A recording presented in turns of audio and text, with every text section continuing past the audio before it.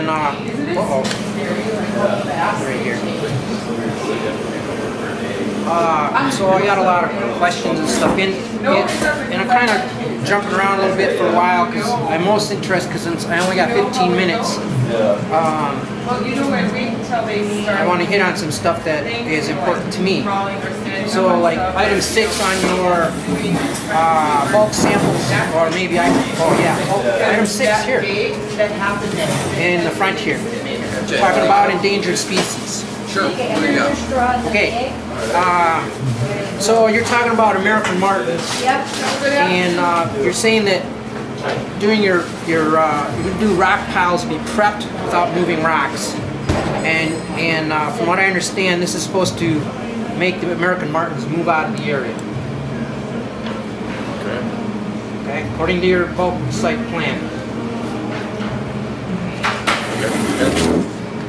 As opposed to Sneaking up on them and hitting them with the war. Yeah. Or what? Well, okay. So where are you going with this, Greg? All right. So you're saying by prepping the rocks, you're going to scare the American martins out. How do you know they're gone?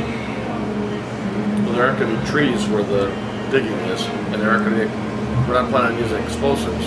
Okay. So we're going to be digging rocks. I mean, I don't want to be cavalier, but I would hope that any self-respecting Martin wouldn't get caught on that.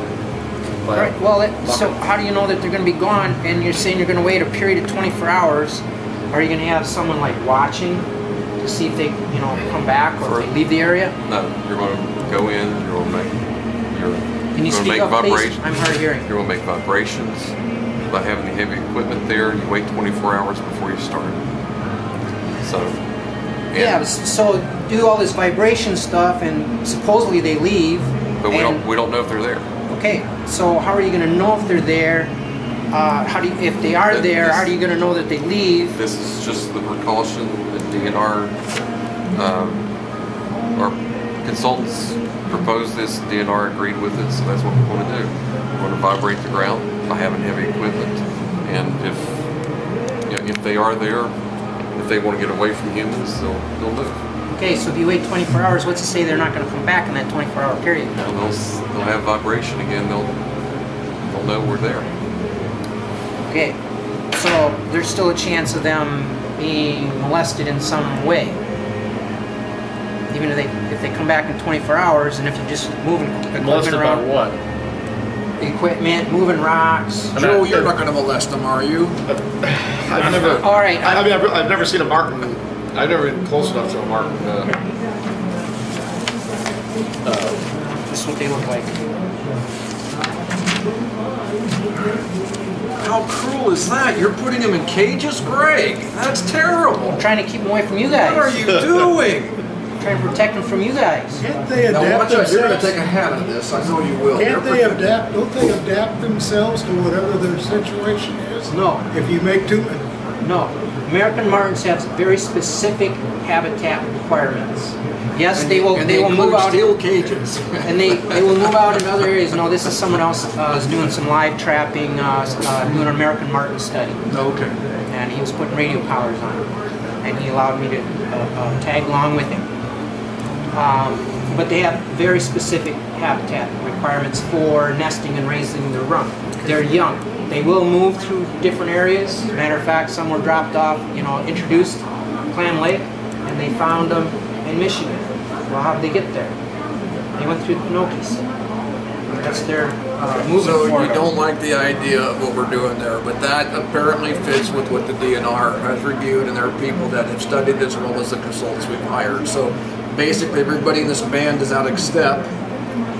No, it's the other way around. I guess they're all out of step but you. Exactly. So you're the only one marching correctly. Correct. Okay, let's go to the next I'm one. glad we're on the right track here, Bill. Yeah. Okay, so then you're talking about bald eagles, and if you see a bald eagle nest, you'll tell the DNR. So is anyone surveying for bald eagles or bald eagle nests? That would be included in our natural resources plan that we're working on. Okay, because there have been bald eagles observed in the area over the Otavero farm, one pair, and bald eagles, they have several nests.